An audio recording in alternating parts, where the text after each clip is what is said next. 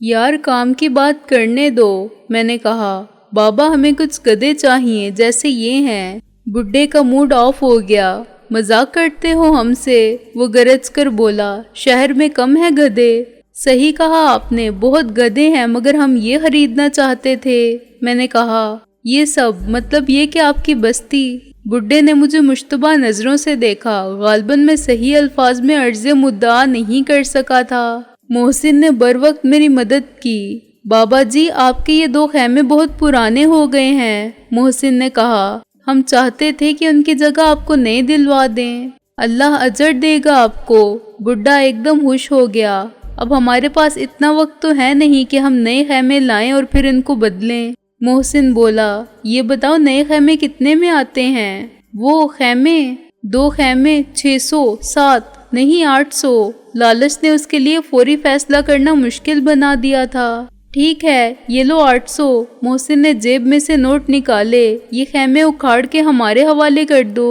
بڈھا پھر پریشان ہو گیا۔ وہ کبھی خیموں کی طرف دیکھتا تھا تو کبھی نوٹوں کی طرف۔ ابھی دیکھو بابو، ایک تو میں اپنا خیمہ دے سکتا ہوں اسی وقت، دوسرا وہ پیچھے والا وہ میری بہن کا ہے، باقی مرد دھندے پر گئے ہوئے ہیں، شام کو بلکہ رات کو آئیں گے اور پتہ نہیں سودا کریں گے یا نہیں۔ میں سمجھ گیا بڈھا اپنا اور اپنی بہن کا فائدہ چاہتا تھا۔ اچھی بات ہمارے لیے یہ تھی کہ وہ دونوں خیمے جو بڈھا بیچنے پر آمادہ تھا پرانے ضرور تھے مگر باقی سب کے مقابلے میں نئے ہی لگتے تھے۔ میں نے محسن کو آنکھ ماری اور اس نے نوٹ بڈھے کو تھما دیے، جس نے ان کو بڑے ندیدے پن سے دھوتی میں اڑس لیا۔ پھر وہ دوسری طرف منہ کر کے گلا پھاڑنے لگا۔ اس کی زبان ہماری سمجھ میں نہیں آئی لیکن اس کی بات کا اثر ہم نے فوراً دیکھا۔ تقریباً ہر خیمے سے ایک عورت نے نکل کر چلانا شروع کیا۔ بڈھے نے انہیں جواب میں بہت کچھ کہا جو غیر شریفانہ اور خواتین سے گفتگو کا اشتعال انگیز طریقہ تھا، مگر خواتین ترکی بترکی جواب دے رہی تھیں۔ ان کو بڈھے کی گالیوں پر نہیں، اس بات پر اعتراض تھا کہ اس نے کمینے پن کا مظاہرہ کیا اور اپنے دونوں خیمے بیچ دیے۔ انہوں نے بڈھے کو تقریباً ہم وزن گالیاں دیں اور پھر مایوس ہو کر اندر چلی گئیں۔ فروخت ہو جانے والے دونوں خیموں کو اکھاڑنے کا کام فوراً شروع ہو گیا۔ ان کی بستی میں ایسا سنسنی خیز واقعہ پہلے کبھی پیش نہیں آیا تھا، چنانچہ بچے بھی دم بخود تھے۔ اب ایک سودا اور کرنا ہے، محسن نے کھنکار کے کہا۔ بولو بولو اور کیا چاہیے؟ یہ منکے، یہ مالا، چمٹا ہے اور کشکول ہے۔ بڈھا بولا، نہیں یہ سب آپ کو مبارک ہو، یہ گدھے، یہ گھوڑے ہیں بابو، اس نے تصحیح کی۔ اچھا اتنے پورٹیبل، میرا مطلب ہے بالکل گھوڑے کا خلاصہ لگتے ہیں، محسن نے ایک کامیاب شو روم کے مالک کی طرح کہا جو کسی کی پرانی گاڑی لیتے وقت اس میں صرف خامیوں کا شمار کرتا ہے اور مالک شرمندہ ہوتا ہے کہ اب تک جس چیز کو وہ فخر سے گاڑی سمجھ کے استعمال کرتا رہا وہ تو گدھا گاڑی سے بھی زیادہ گئی گزری چیز تھی۔ خیر یہ گھوڑے ہیں تو گھوڑے سہی، 4 تول دو، محسن بولا۔ نوٹ محسن کے ہاتھ میں تھے، چنانچہ بڈھا دانت پیس کر گالی نہ دے سکا اور دانت نکالنے پر مجبور ہو گیا۔ یہ 400 کا ایک ہوگا، چلو اس کا بھی سودا ہوا۔ محسن نے 16 نوٹ گنے، بڈھے کی طرف بڑھائے اور پھر اپنا ہاتھ کھینچ لیا۔ یہ ریڑا بھی تمہارا ہے؟ ہاں جی لینا ہے، 800 ہوں گے۔ بڈھے نے نوٹوں کی طرف پھر ہاتھ بڑھایا۔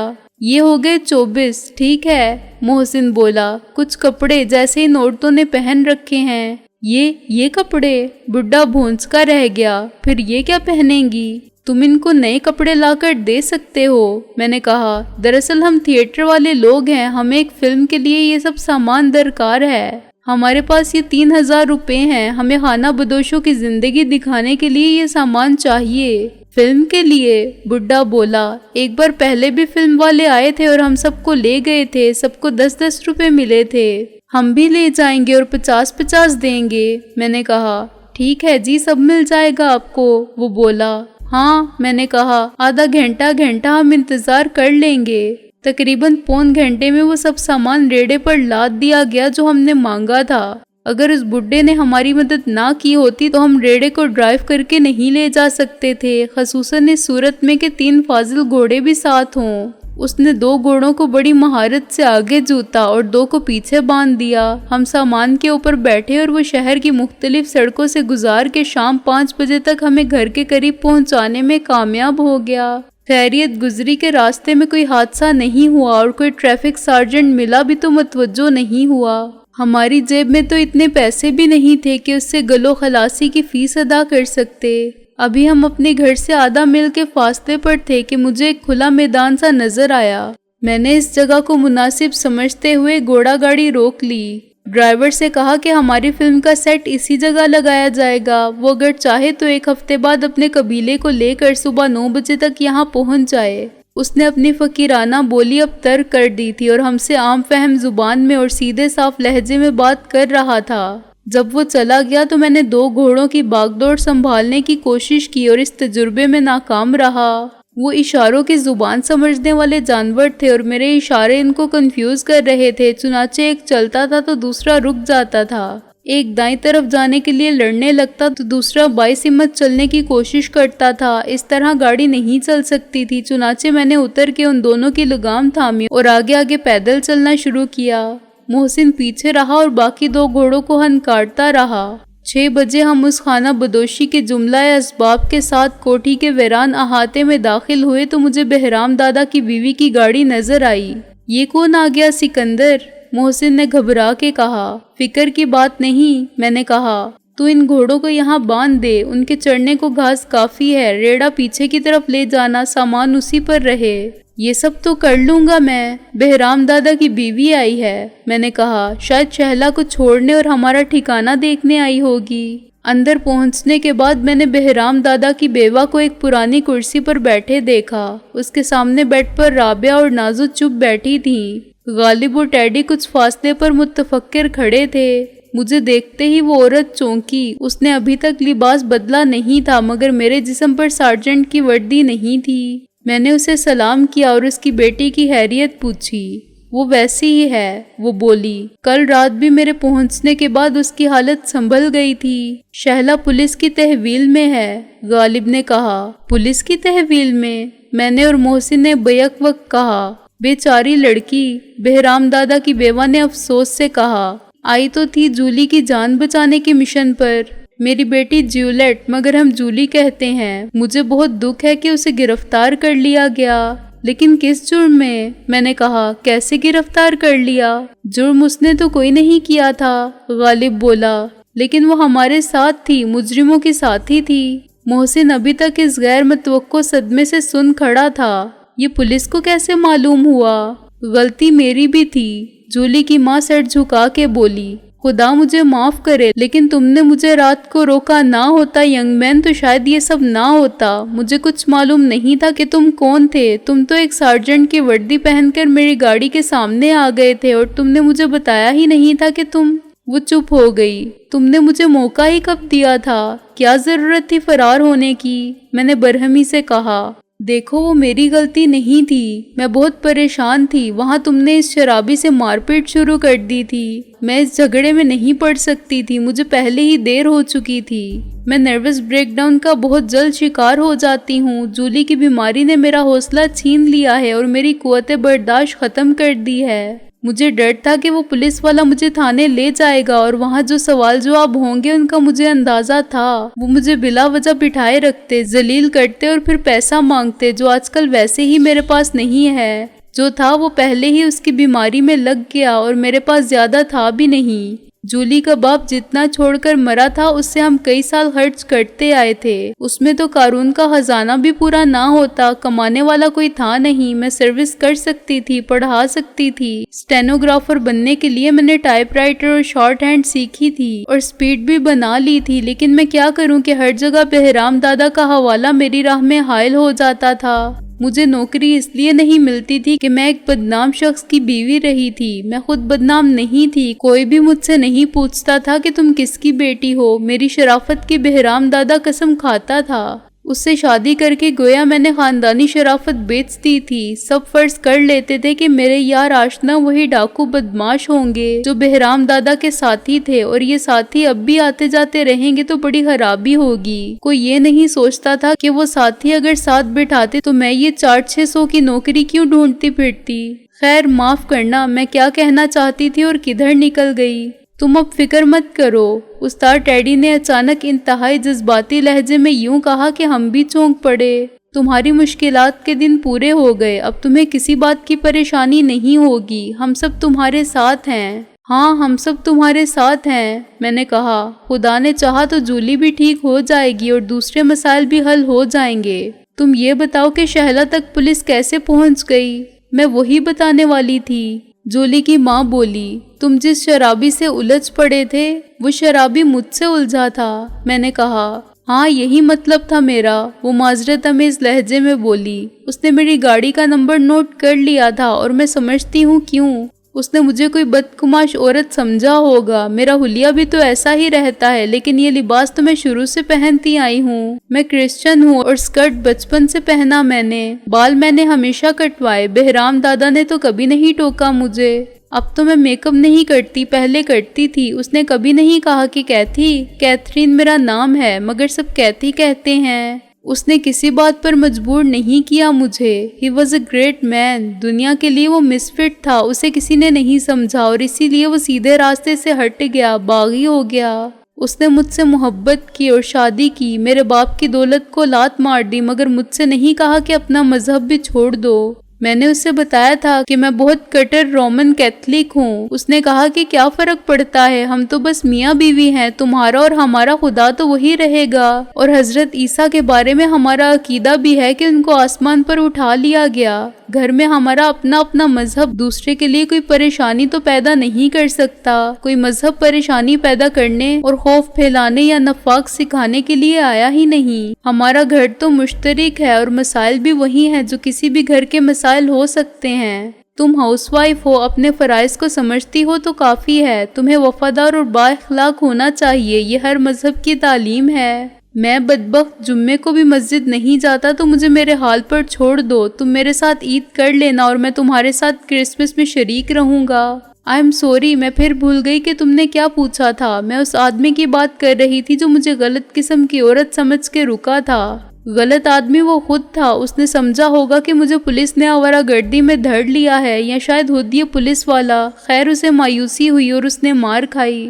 نمبر اس نے بہرحال دیکھ لیا تھا، اور جب دوسرا آدمی جو انڈرویئر پہنے دوڑا ہوا آیا تھا اور جس کے متعلق مجھے بعد میں پتا چلا کہ وہ اصلی پولیس سارجنٹ تھا، تم نے اسے مار کے اس کی وردی کیوں چھینی تھی؟ اس سوال کا جواب میں پھر کبھی دوں گا، میں نے کہا۔ خیر وہ اصلی سارجنٹ تو وہیں رہ گیا تھا اور تم اس شرابی کی گاڑی لے کر بھاگ گئے تھے، کیتھرین نے کہا۔ اس سے ساری گڑبڑ پھیلی۔ وہ ایک اسمگلر کا لڑکا تھا، باپ سے زیادہ بد کردار لیکن بااثر۔ اس وقت تو وہ پولیس کے ساتھ چلا گیا، مگر آدھے گھنٹے میں باپ آ پہنچا۔ یہ باتیں مجھے ہسپتال میں آج معلوم ہوئی۔ وہ بیٹے کو لے گیا اور پولیس کو اس کی گاڑی چوری ہونے کی رپورٹ لکھنا پڑی۔ اخبار میں جو خبر ہے وہ فضول اور نامکمل ہے۔ اس میں نہ کسی کا نام ہے اور نہ کار کی چوری کا ذکر۔ یہ سب پولیس والوں کی چال تھی۔ انہوں نے میری کار کا نمبر لے کر معلوم کر لیا گاڑی کس کی ہے اور پھر میرے گھر پہنچے۔ ان کا خیال تھا کہ تم میرے ساتھی ہو، تم میرے ساتھ کار میں بیٹھے تھے اور میری خاطر تم نے ایک شخص کو مارا بھی تھا، چنانچہ میں ان کو تمہارے بارے میں بتا سکوں گی۔ صبح 11 بجے وہ ہسپتال آ پہنچے۔ میں جانتی تھی کہ انکار کا کوئی فائدہ نہیں، وہ میری نہیں مانیں گے کہ میں تمہیں نہیں جانتی اور تم سے چند منٹ پہلے ہی ملی تھی۔ تمہارا نام تک نہیں جانتی اور تم کو پہچانتی بھی نہیں۔ وہ یقیناً مجھے تھانے لے جا کر اقرار کرنے کے وہ سب طریقے آزماتے جن سے میں اچھی طرح واقف ہوں۔ معاملہ بہت سنگین تھا۔ ان کے ایک افسر کی سخت بے عزتی ہوئی تھی۔ تم نے اسے مارا اور اس کے کپڑے اتار کے اسے اندھیری جھاڑیوں میں پھینک گئے، پھر آئے اور اس کی نظروں کے سامنے دوسری واردات کر کے بھاگ گئے۔ اس کی ایک گولی نہیں لگی تمہیں۔ وہ اپنی ناکامی پر سخت مشتعل تھا۔ اگر وہ مجھے تفتیش کے لیے لے جاتے تو اپنی اس ناکامی کا سارا غصہ مجھ پر اتارتے اور خواہ وہ مجھے مار مار کے ختم کر دیتے، مگر مجھ سے تمہارا نام پتہ معلوم کرنے میں ناکام رہتے۔ جو بات مجھے معلوم ہی نہیں تھی وہ میں ان کو کیسے بتاتی؟ میرا سچ ہی میری جان لے لیتا۔ یہ سوچ کے میں نے ہسپتال کے ایک ڈاکٹر سے بات کی۔ وہ بہت نیک دل آدمی ہے۔ نیک دل آدمی سوائے خدا کے کسی سے نہیں ڈرتا اور اپنے ضمیر کو زندہ رکھتا ہے۔ وہ مسلمان ہے اور اگر تنگ نظر ہوتا تو شروع سے میرے ساتھ بے غرض ہمدردانہ رویہ نہ رکھتا۔ وہ ایسا آدمی تھا جس کی مدد نے مجھے بہت سہارا دیا۔ اس نے میری ساری بات سنی اور سمجھی۔ یہ میری بے وقوفی ہے یا کمزوری کہ جب کوئی مجھ سے ہمدردی کرتا ہے تو میں ایسا دکھڑا رونے بیٹھ جاتی ہوں؟ مسلسل صدمات اور آزمائشوں نے مجھے کمزور کر دیا ہے۔ زیادہ لوگ تو دکھوں کے زخم دینے والے ملتے ہیں، اسی لیے ایسا ہوتا ہے کہ کبھی کوئی میرے غم کو سمجھتا ہے تو میں اپنا ہر دکھ اور ہر زخم اسے دکھانے لگتی ہوں۔ اس ڈاکٹر کو میں نے بتایا کہ ایک پولیس والا مجھے اپنے ساتھ تھانے لے جانا چاہتا ہے۔ میں نے ڈاکٹر کو بتا دیا کہ میرے ساتھ کیا حادثہ ہوا تھا اور اب مجھے کیا ڈر ہے۔ اس نے میری بات سمجھ دی اور پولیس والے کو وارڈ سے نکال دیا، مگر اس سے کوئی فرق نہیں پڑا۔ ذرا سی دیر میں وہ سارجنٹ خود آ پہنچا۔ وہ 2 پولیس والوں کے ساتھ مجھے وارڈ میں گھس کے اور میرے ہاتھوں میں ہتھکڑی ڈال کے لے جانے کی نیت رکھتا تھا، مگر وارڈ میں اس کو میری بجائے ڈاکٹر سے بات کرنا پڑی۔ ڈاکٹر نے مجھے وارڈ میں ڈیوٹی آفیسر کے کمرے میں بٹھا دیا تھا اور کہا تھا کہ جب تک پولیس نہ چلی جائے میں باہر نہ آؤں، ورنہ صورتحال بگڑ جائے گی۔ وہ زبردستی پر اتر آیا تو تمہیں گھسیٹ کر لے جائے گا، مجھ سے مار پیٹ ہوگی اور اتنا معاملہ بڑھ جائے گا کہ ڈاکٹر ہڑتال کر دیں گے، اخبارات طوفان کھڑا کر دیں گے، لیکن اس سے تمہیں کوئی فائدہ نہیں پہنچے گا۔ میں اس کمرے میں بیٹھی سنتی رہی۔ تھانے دار بہت گرم ہوا، مگر ڈاکٹر نے تحمل سے بات کی اور کہا کہ جولی کی ماں کل دوپہر کے بعد آئی تھی اور پوری رات یہاں رہی کیونکہ اس کی بیٹی جولی کی حالت اچانک بگڑ گئی تھی۔ ہم نے اسے فون کر کے بلوایا تھا۔ وہ یہ بات ماننے پر تیار نہیں تھا اور جانتا تھا کہ ڈاکٹر مجھے بچانے کے لیے جھوٹ بول رہا ہے۔ جب اس نے شور کیا تو ڈاکٹر نے کہا کہ تھانے دار صاحب یہ وارڈ ہے، یہاں آہستہ بات کرو ورنہ یہاں سے نکل جاؤ۔ اس نے ڈاکٹر کو دھمکی بھی دی کہ تم مجرم کو چھپا رہے ہو اور یہ بھی جرم ہے۔ ڈاکٹر نے سینئر ڈاکٹر کو طلب کر لیا اور ذرا سی دیر میں علاقہ ایس پی کا فون آ گیا۔ انسپیکٹر کو واپس جانا پڑا۔ ایک ڈاکٹر اور ایک سینئر سرجن کو خود ایس پی جھوٹا نہیں کہہ سکتا تھا، تاہم انسپیکٹر اپنے یقین کی وجہ سے ٹلا نہیں۔ اس نے ساتھ آنے والوں کو وارڈ کے دونوں جانب باہر کھڑا کر دیا کہ وہ آنے جانے والوں پر نظر رکھیں۔ کیتھرین باہر نکلے تو اس کا تعاقب کریں اور کوئی جولی سے ملنے آئے تو اس سے بھی پوچھ گچھ کریں۔ یہ جاننے کے بعد کہ میں کون ہوں، وہ اپنی کامیابی کے بارے میں بہت پر امید تھا۔ اس نے مجھ سے صاف کہا تھا کہ وہ بدماش بھی تیرا شوہر کا یار، کوئی ڈاکو تھا جو اب تیرا یار ہے، تو اسے چھپا رہی ہے اور یہ ڈاکٹر تجھے بچا رہا ہے، مگر میں کسی کے روکنے سے رکنے والا نہیں ہوں، میں اس کو پکڑ کر ہی دم لوں گا۔ ابھی وہ وہیں موجود تھا کہ شہلا آ گئی اور چونکہ وہ جولی کو پہچانتی نہیں تھی اس لیے وہ لوگوں سے پوچھتی ہوئی وہاں پہنچی تھی۔ اس کی اطلاع فوراً انسپیکٹر کو مل گئی۔ ایک سپاہی نے اسے بتایا کہ ابھی ایک عورت جولی کی خیریت دریافت کرنے آئی ہے، مگر عجیب بات یہ ہے کہ نہ اسے جولی کا نام معلوم ہے، نہ اس کا بیڈ نمبر اور وارڈ۔ وہ عورت برقعے میں ہے۔ برقع پرانی وضع کا ہے، مگر عورت جوان، خوبصورت اور فیشنیبل ہے۔ وہ بہت خوش ہوا۔ اس کا خیال تھا کہ وہ عورت تمہاری بیوی ہے اور تم نے خود آنے کی بجائے اسے بھیجا ہے تاکہ تشویش کی بات ہو تو پتہ چل جائے۔ وہ وارڈ کے باہر مستعد کھڑا رہا اور جیسے ہی شہلا نکلی اس نے آگے بڑھ کے راستہ روک لیا۔ شہلا کچھ دیر اندر بیٹھی رہی تھی اور میں نے بھی اس سے بات کی تھی۔ اس نے مجھے تمہارے متعلق بتایا، تم سب کے متعلق۔ ہمارے متعلق کیا بتایا اس نے؟ محسن بولا۔ کوئی ایسی ویسی بات نہیں، کیتھرین بولی۔ اس نے کہا کہ رات کو انسپیکٹر کی وردی میں میرا بھائی تھا اور اس نے جو کچھ کیا تھا مجبوری میں کیا تھا۔ مجبوری کی نوعیت اس نے نہیں بتائی۔ اس نے یہ بھی کہا کہ میرے 3 بھائی ہیں اور میں شادی شدہ ہوں۔ اس نے یہ بھی بتایا کہ 2 بھائیوں کی بہت جلد شادی ہو جائے گی، ان کی نسبت طے پا چکی ہے، لیکن میں نے نام پوچھے تو اس نے کسی کا بھی نام بتانے سے انکار کر دیا۔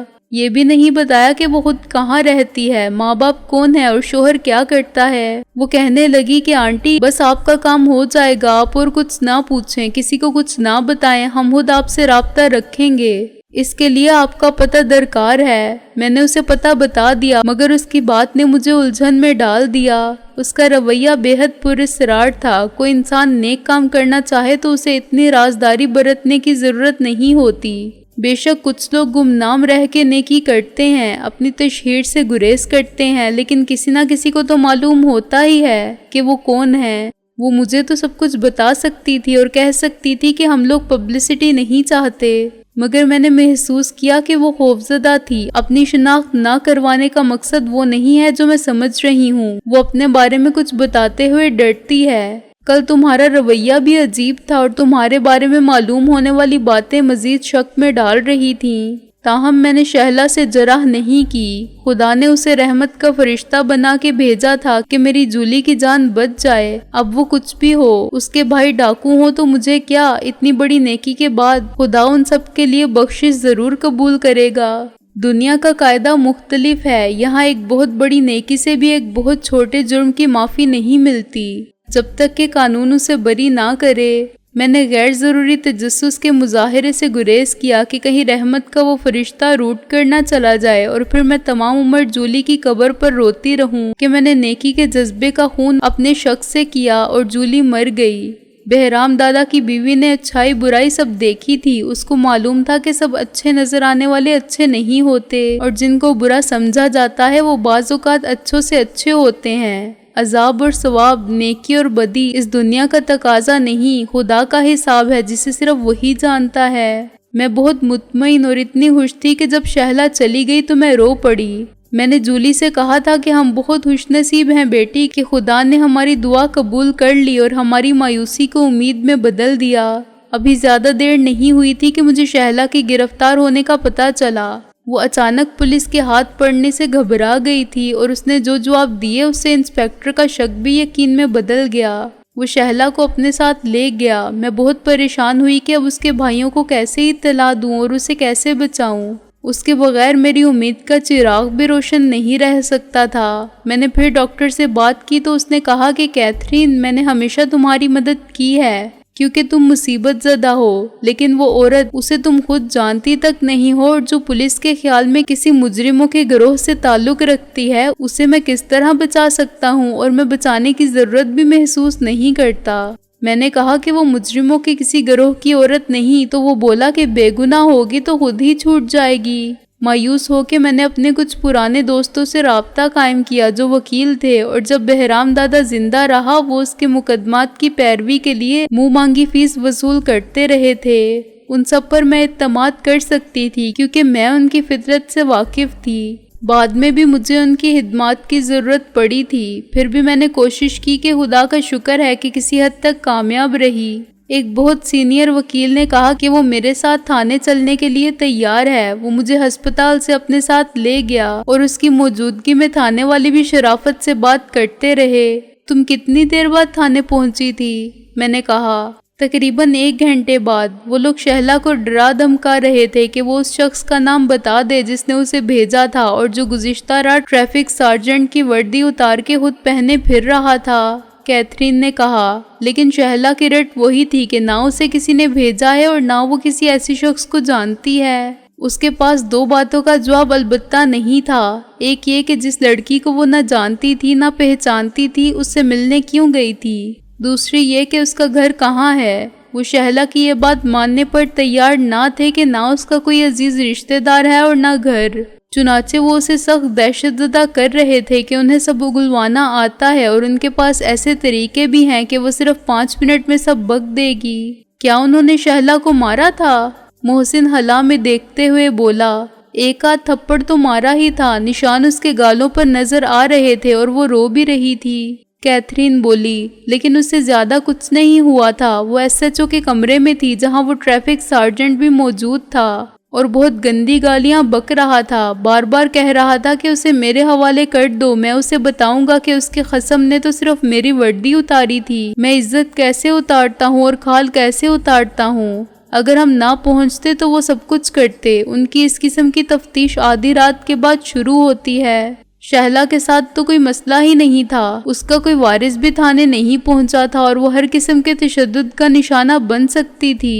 وہ بہت ڈری ہوئی تھی۔ پہلی بار تھانے جا کے تو مرد بھی دہشت زدہ ہو جاتے ہیں اور وہاں ایک سے ایک شفاق دل والا قانون کا نام لے کر سب کچھ کرنے کا مزاج ہے۔ اس وقت بھی شہلا کے سامنے ایک کونے میں انہوں نے کسی چور کے کپڑے اتار کے اسے لمبا لٹا رکھا تھا۔ اس کے منہ میں کپڑا ٹھونس کر 2 کانسٹیبل قسم کے کسائی اس کو دبائے بیٹھے تھے اور تیسرا چمڑے کی پیٹی سے اس کو بری طرح مار رہا تھا، مگر وہ نہ چیخ سکتا تھا اور نہ ان کے چنگل سے رہائی پا سکتا تھا۔ وہ ہر وار پر وہیں کرب سے بل کھاتا تھا۔ شٹ اپ، محسن چلایا، مت سناؤ یہ سب مجھے، اور بتاؤ کہ تم نے وہاں جا کے کیا کیا۔ تم اس کے شوہر ہو نا؟ کیتھرین بولی۔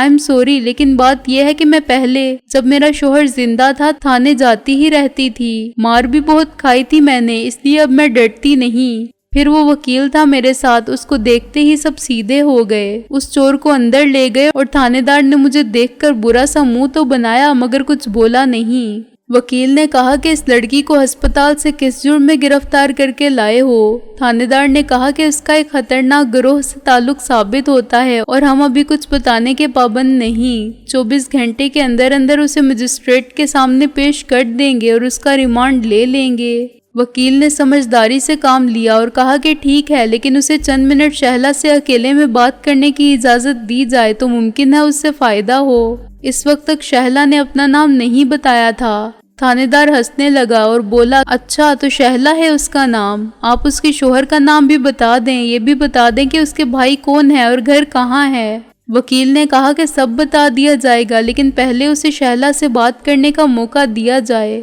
تھانے دار اس چکر میں آ گیا کہ شاید اب وہ اصل مجرم تک یعنی تم تک پہنچ سکے گا۔ میں نے موقع پاتے ہی شہلا سے تم لوگوں کا پتہ پوچھا، وہ بہت پریشان تھی کہ کیا کرے۔ بہرحال میں نے اس کو تسلی دی اور اس وکیل نے بھی کہا کہ تم میری بیٹی کی طرح ہو اور میں نہیں چاہتا کہ تمہارے ساتھ کوئی زیادتی ہو۔ اس شہر میں تم کسی کو جانتی تو ہوگی، مجھے بتاؤ تاکہ میں اس سے مل لوں۔ اس نے پہلے ایک ایس پی کا نام لیا۔ ایس ایس پی ضامن رضوی؟ محسن نے چونک کر کہا۔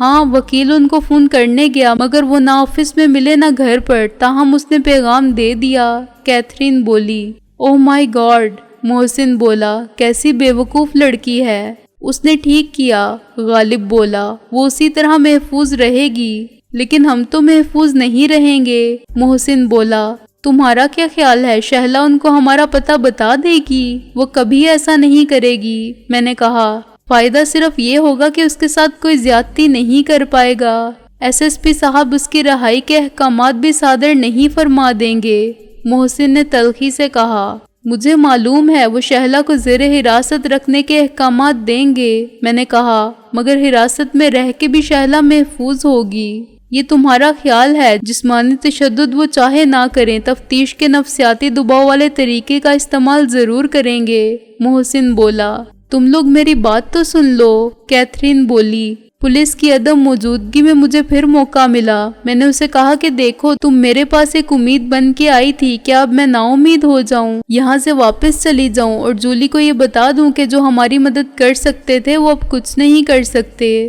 وہ کتنی مایوس ہوگی۔ اس پر وہ بولی کہ میں صرف آپ کو بتا سکتی ہوں، اس وکیل پر بھروسہ نہیں کر سکتی، یہ لوگ قانون پرستی کے چکر میں پڑ گئے تو ہم کہیں کے نہیں رہیں گے۔ میں نے کہا کہ خداوند یسوع مسیح کی قسم، کیتھرین کی زبان کو کوئی کاٹ سکتا ہے مگر اس زبان سے وہ بات نہیں سن سکتا جو میں راز رکھنا چاہوں۔ پھر شہلا نے مجھے یہ پتہ سمجھایا اور وقت ضائع کیے بغیر میں یہاں آ گئی۔ وہ وکیل کہاں گیا؟ میں نے کہا۔ وہ اپنے آفس چلا گیا، کیتھرین بولی۔ میں نے اسے کہا کہ کل اگر ضمانت داخل کرنے کی ضرورت پیش آئے تو میں اسے فون کر دوں گی کہ وہ عدالت میں آ جائے، لیکن وہ کہتا تھا کہ اگر یہ ٹھیک کہتی ہے اور ایس ایس پی ضامن رضوی واقعی اس کے انکل ہیں تو پولیس کا باپ بھی اس کو باعزت طور پر چھو نہیں سکتا۔ تم نے اسے اور کچھ تو نہیں بتایا؟ میں بہرام دادا کی بیوی ہوں، وہ بڑے فخر اور غرور سے بولی۔ میں اس کے قابل نہ ہوتی تو وہ مجھ سے شادی نہ کرتا، اور اس کو میں اپنے قابل نہ سمجھتی تو اس پر تھوک دیتی، لیکن میں نے اپنے باپ کی دولت پر تھوک دیا، وہ مر گیا، مٹی ہو گیا، مگر میں اس کی وفادار ہوں۔ میں شادی کر سکتی تھی، مجھ سے شادی کے خواہش مند بھی بہت تھے۔